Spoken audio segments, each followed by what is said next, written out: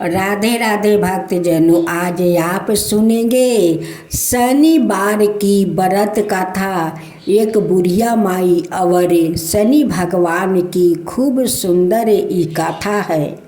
एक गांव में सुमन नाम की औरत रहा करती थी। उनकी 2 बेटा और 2 बहू थी। एक समय सुमन शनि भगवान का वो परम भक्त थी। सुमन शनि भगवान का बिना पूजा किए वो भोजन नहीं करती थी। वो शनि भगवान का मंदिर में जाती थी। शनि भगवान का श्रद्धा भक्ति से अंजलि देती थी, उनकी पूजा करती थी। वहाँ पर गरीब दुखिया का प्रसाद खिलाया करती थी। घर में आकर तब जाकर वो प्रसाद ग्रहण करती थी।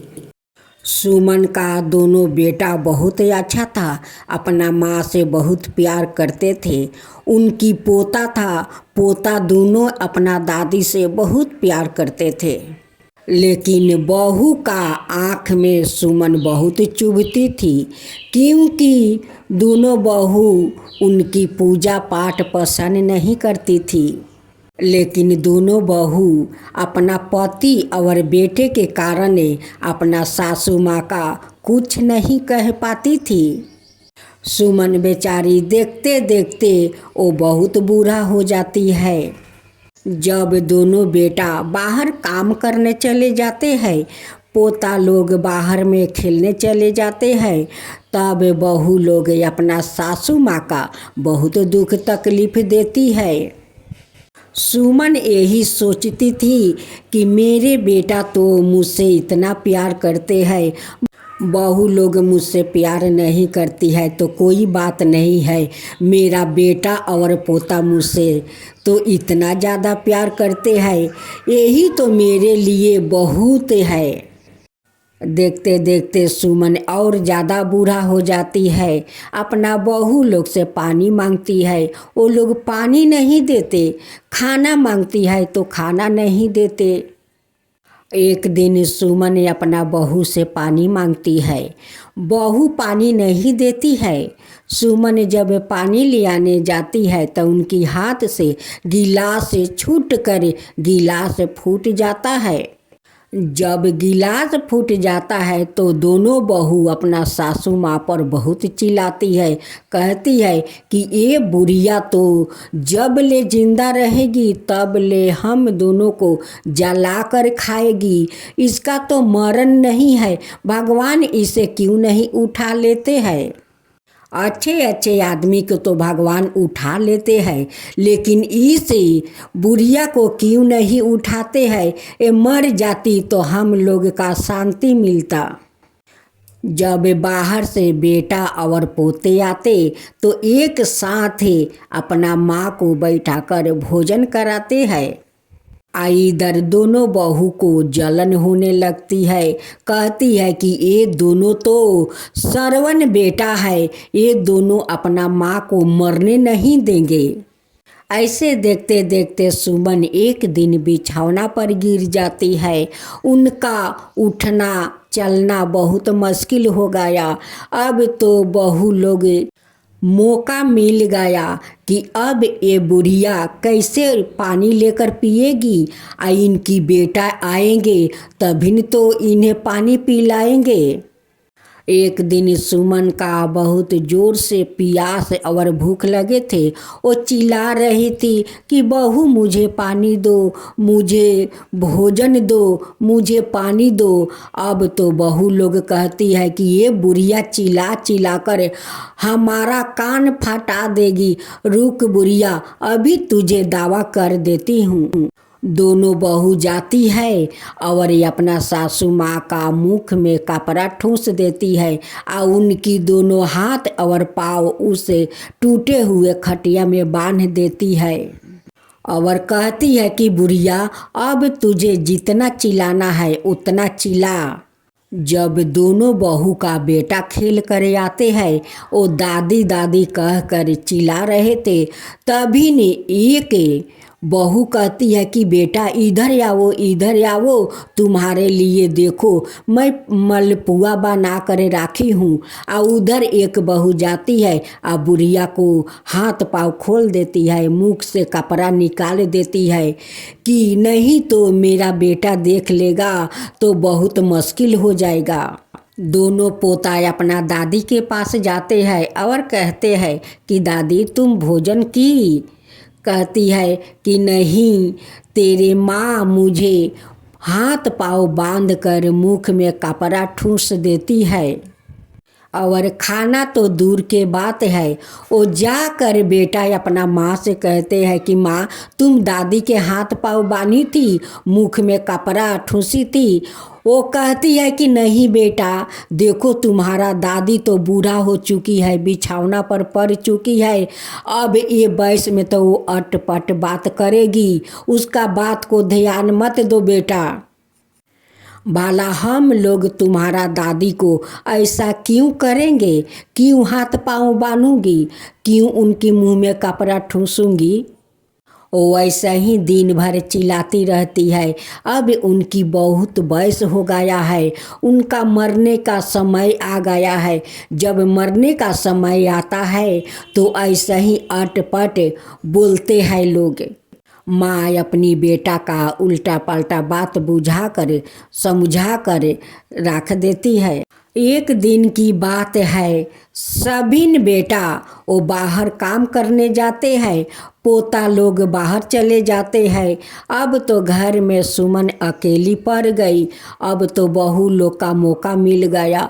दोनों बहू सोचने लगी कि ये तो रोज रोज हम लोग के जला जला कर खा गई है और अपने पोता से शिकायत करती है कि हम लोग हाथ पाँव बांध देती हूँ, मुख में कपड़ा ठूस देती हूँ।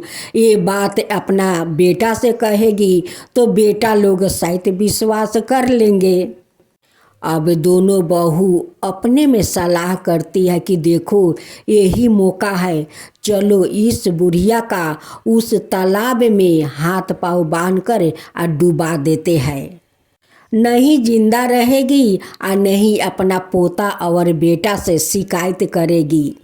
दोनों बहू मिलकर अपना सासू माँ का छिछराते हुए उस तालाब में डुबाने के लिए ले जाती है। वैसे ही उनकी दोनों बेटा आ जाते हैं और देख लेते हैं। कहते हैं कि माँ दादी को तुम दोनों इस तरह से छिछराते हुए कहाँ ले जा रही हो? दादी कहती है कि बेटा ये दोनों मुझे उस तालाब में फेंकने के लिए ले जा रही है। अब तो दोनों माँ बहाना बना देती है, कहती है कि नहीं बेटा, तेरा दादी हमेशा खटिया पर सोई रहती है, उसलिए हम लोग सोचा कि दोनों मिलकर कुछ इन्हें घुरा फिरा दूं ताकि इनकी अच्छा लगे, क्योंकि सारा दिन बिछना में पड़ी रहती है, उसलिए हम लोग थोड़ा घुराने के लिए बाहर निकाले हैं। लेकिन सासू माँ कहती है कि नहीं बेटा, ये तो दोनों मुझे तालाब में फेंकने के लिए ले जा रही है। फिर दोनों माँ अपने बेटा को बुझा फुसला कर उसे बात को मना लेती है। लेकिन आदमी अंधा होता है, भगवान कभी अंधे नहीं होते हैं, वो सब कुछ देखते हैं। दोनों बहू कहती है कि इस बुढ़िया अमर है, इसके साथ हम लोग इतना अत्याचार करती हूँ, इनकी हाथ पाँव बांध दिया, मुख में कपड़ा ठूस दिया, फिर भी बुढ़िया नहीं मरी। फिर हम लोग इन्हें तालाब में फेंकने जा रही है, तभी ये बच जाती है। इनकी पोता आकर बचा लेता है, लेकिन बार बार तो कोई नहीं बचाएगा। दोनों बहू का फिर से मौका मिलता है। कहती है सासू माँ से कि ये बुढ़िया तू ऐसा क्या खाया है कि तू मर नहीं पाती है? तेरे से अच्छे अच्छे लोग का मृत्यु हो जाता है और तू क्यों नहीं मरती है? फिर एक दिन दोनों पति बाहर जाते हैं। दोनों बच्चों बाहर चले जाते हैं। अब तो दोनों बहू का मौका मिल गया। कहने लगी कि इस बार ये बुढ़िया नहीं बचना चाहिए। अब तो दोनों बहू उस बुढ़िया को छिछिराते हुए ले जाती है और तालाब में धकरे वो डुबा देती है। अब तो सुमन का प्राण निकल जाता है और दोनों बहू बड़े खुशी से वो घर आती है। दोनों बहू कहती है कि हम लोग के सर से मुसीबत तो कम से कम दूर हो गया। जब सुमन का बेटा और पोता घर आता है, पोता अपना दादी को खोजते हैं, बेटा दोनों अपना माँ को खोजते हैं। कहते हैं कि माँ कहाँ गई, माँ कहाँ है। दोनों बहू कहती है कि माँ तुम्हारी कहाँ जाएगी, यही कहीं होगी। तेरे दादी कहाँ गई होगी, यही कहीं होगी। बेटा दोनों कहते हैं कि माँ तो चल फिर नहीं पा रही है तो वो कहाँ चली जाएगी। पोता लोग भी यही बात कहते हैं कि माँ दादी तो चल नहीं सकती है, दादी को तो इतना तबीयत खराब है तो वो कहीं कैसे जा सकती है। अब तो दोनों बेटा अपना माँ को खोजते हैं, दोनों पोता अपना दादी को खोज में लग जाता है। खोजते खोजते वो दोनों पोता उस तालाब के पास पहुंच जाता है जहाँ दोनों माँ मिलकर अपना सासू माँ का उस तालाब में डुबा कर मारा था। अब तो वहाँ पर जाकर दोनों पोता देखता है कि उनकी दादी पानी तो पूरा पी करे और ऊपर फूल करे वो भास रही है। दोनों पोता दौड़े दौड़े जाते हैं, कहते हैं कि पिताजी पिताजी दादी तो उस तालाब में वो भास रही है, वो मर चुकी है। इस रहस्यों को देख कर अब तो दोनों बेटा और पोता को मन में शंका पैदा हो गया कि मेरी माँ चल नहीं पा रही है और इस तालाब तक कैसे आ गई और वो कैसे तालाब में डूब कर अपना प्राण त्याग दी। अब दोनों पोता कहने लगा कि पिताजी लगता है चाची और माँ मिलकर दादी को तालाब में फेंकी है। पिता कहते हैं कि बेटा ये तुम क्या कह रहे हो, तुम्हारी माँ भला क्यों वो तालाब में तुम्हारा दादी को मारेगी। उनकी बेटा कहते हैं कि पिताजी जब एक दिन मैं बाहर से खेल कर आया घर तो देखता हूँ कि चाची और माँ दादी को छिछराते हुए ले जा रही है। जब मैं पूछा कि माँ दादी को इस तरह से छिछराते हुए क्यों ले जा रही हो तो क्या कहती है कि तेरे दादी सारा दिन सोए रहती है, उसलिए हम दोनों इन्हें घुराने फिराने के लिए यहाँ ले आया हूँ। जानते हैं पिताजी दादी क्या बोल रही थी। कहती है कि नहीं बेटा ये दोनों मुझे तालाब में फेंकने के लिए ले जा रही है, लेकिन माँ और चाची मुझे बुझा समझा दी। कहती है कि नहीं बेटा ये तो बूढ़ा हो गई है, उसलिए अटपट बोलती रहती है। मैं माँ को और चाची को बात में आकर दादी को बात को विश्वास नहीं किया, लेकिन पिताजी दादी सच बोल रही थी। ये दादी को उस तालाब में डुबा कर मारी है।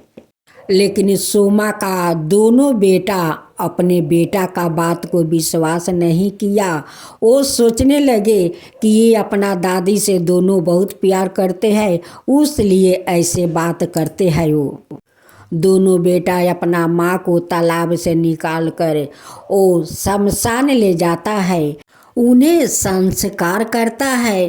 करके वो दोनों बेटा बहुत उदास था, बहुत उदास। एक दिन सपने में शनि भगवान वो दोनों को दर्शन देते हैं और कहते हैं कि बेटा तुम दोनों उदास बैठा है, ये जो तुम्हारा माँ का मृत्यु हुआ है ये तुम दोनों को पत्नी तालाब में डुबा कर अपना सासू माँ को मार डाली है। तुम्हारा जो बेटा कहता है वो सत्य बोलता है, वो सत्य कहता है, वो झूठ नहीं बोलता है। ये सचमुच तुम्हारा पत्नी उसे डुबा कर मार दी है। जब उनकी पति को आंख खुला तो अपना पत्नी से जाकर पूछता है कि तुम दोनों सच सच बताओ, माँ का मृत्यु कैसे हुआ है, वो कैसे तालाब तक पहुँची, उसकी मृत्यु कैसे हुआ, तुम दोनों को बताना होगा। अब तो दोनों बेटा अब अपना पत्नी को मारने पीटने लगा कि तुम दोनों को सच बताना है। मेरी माँ तो चल फिर नहीं रही थी, वो तो बिछौना पर पड़ी थी, वो कैसे तालाब तक पहुँची, कैसे उसकी मृत्यु हुआ, ये तुम दोनों को बताओ, और नहीं तो तुम दोनों को मैं घर से निकाल दूंगा। अब तो डर के मारे दोनों बहू सच सच बता देती है, कहती है कि नहीं बताऊंगी तो ये सचमुच घर से निकाल देंगे। अब तो दोनों बहू को बताना पड़ा। दोनों बहू रोते हुए अपना पति को पैर पकड़ लेती है, कहती है कि मुझे माफ़ कर दीजिए, हम दोनों मिलकर सासू माँ को तालाब में डुबाकर मारा है, ये सच है। तब दोनों कहते हैं कि शनि भगवान का मेरी माँ भक्त थी, उसलिए तो शनि भगवान सपने में आकर हम दोनों को दर्शन दिया और सच सच सारे बात बता दिया। अगर ये बात शनि भगवान सपने में आकर नहीं कहते, हम लोग इसे मारते पीटते नहीं, तो ये दोनों सच कभी नहीं बताती। इधर सोमन का दोनों पोता भी बड़ा हो जाता है। अब तो माता पिता कहने लगे कि हम लोग का बेटा बहुत बड़ा हो गया है, ये लोग का शादी करवा देना चाहिए। वो लड़की देख कर दोनों पिता अपने बेटे को शादी करवा देते हैं। इधर जैसे जैसे दिन बीतने लगे वैसे वैसे दोनों बहू का वयस होने लगा। लोग कहते हैं ना कि आज तुम अपना सासू माँ के साथ ऐसे कर रही हो, एक दिन तुम्हारी बहू आएगी तुम्हारा साथ ये करेगी। ये बात सच है, एक हाथे करोगी तो दूसरा हाथे पाओगी। जे जैसा कर्म करेगा वैसा तो उसे फल मिलना ही चाहिए। इस बात का दोनों पोता बहू का पता चल गया था कि मेरी सासू माँ अपना सासू माँ का तालाब में डुबा कर मार दी है। इधर दोनों बहू को वयस हो जाता है, दोनों बूढ़ा हो जाती है। एक दिन अचानक दोनों बीमार पड़ जाती है। दोनों बहू मिलकर अपना सासू माँ को वैसे ही छिछराते हुए उस तालाब में ले जा रही थी। वैसे उनकी पति और ससुर आते हैं और देख लेते हैं, कहते हैं कि देखो जो जैसन करता है वैसा ही फल मिलता है। एक दिन तुम दोनों मेरी माँ के साथ ऐसा ही किया है, तो आज देखो तुम्हारा बहू तुम्हारा साथ कर रही है। उसी समय शनि भगवान वहाँ पर प्रकट हो जाते हैं और कहते हैं कि देखो देखो जो जैसा कर्म करता है वैसा फल मिलता है। देखो एक दिन तुम दोनों अपना सासू माँ के साथ ना जाने कितना जुल्म किया, उसको तालाब में डुबा कर मार दिया। आज देखो वही तुम्हारा दोनों बहू तुम दोनों के साथ वैसा ही करने जा रही है। अब तो दोनों बहू हाथ जोड़कर शनि भगवान से क्षमा पर क्षमा मांगती है, कहती है कि भगवान मुझे माफ़ कर दीजिए, हम दोनों तो पापी है, हम दोनों अपना सासू माँ के साथ बहुत गलत किया है, हम दोनों को माफ़ कर दीजिए भगवान, माफ़ कर दीजिए, ऐसा काम कभी नहीं करूँगी। शनि भगवान दोनों बहू को कहते हैं कि देखो बेटा तुम्हारा सासू माँ जो पाप की है वो पाप तुम दोनों मत करो। दोनों बहू हाथ जोड़कर शनि भगवान से क्षमा मांगती है, कहती है कि नहीं भगवान मेरी सासू माँ जो किया था हम लोग मारेंगे नहीं, हम लोग उसे दिखा रहे थे कि एक दिन आप दोनों दादी सासू माँ के साथ ऐसे किया था। लेकिन हम दोनों मारने के लिए नहीं ले जा रहे थे, उन्हें दिखाने के लिए ले जा रहे थे। तभी ने दोनों बहू अपना बहू को पैर पकड़ लेती है, कहती है कि बहू जो हम दोनों किया है वो पाप तुम लोग मत करो, तुम लोग मत करो, तुम लोग का पाँव मैं पकड़ कर माफ़ी मांगती हूँ। दोनों बहू भी माफ़ कर दी अपना सासू माँ का, और शनि भगवान भी माफ़ कर दिया। अब तो दोनों बहू शनि भगवान का अपना दादी सासू माँ के जैसे वो दोनों भक्त बन गई। शनि भगवान को श्रद्धा भक्ति से दोनों बहू पूजा करने लगी। हे शनि भगवान, जैसे आप अपना भक्तों को रहस्यों को बता करे उनकी माँ को मुक्ति दिलवाया, वैसा ही सभिन को मुक्ति दिलवाइए, सभिन को ऊपर कृपा कीजिए। हे शनि भगवान, सभी के ऊपर कृपा कीजिए। शनि भगवान की जय हो, शनि भगवान की जय हो।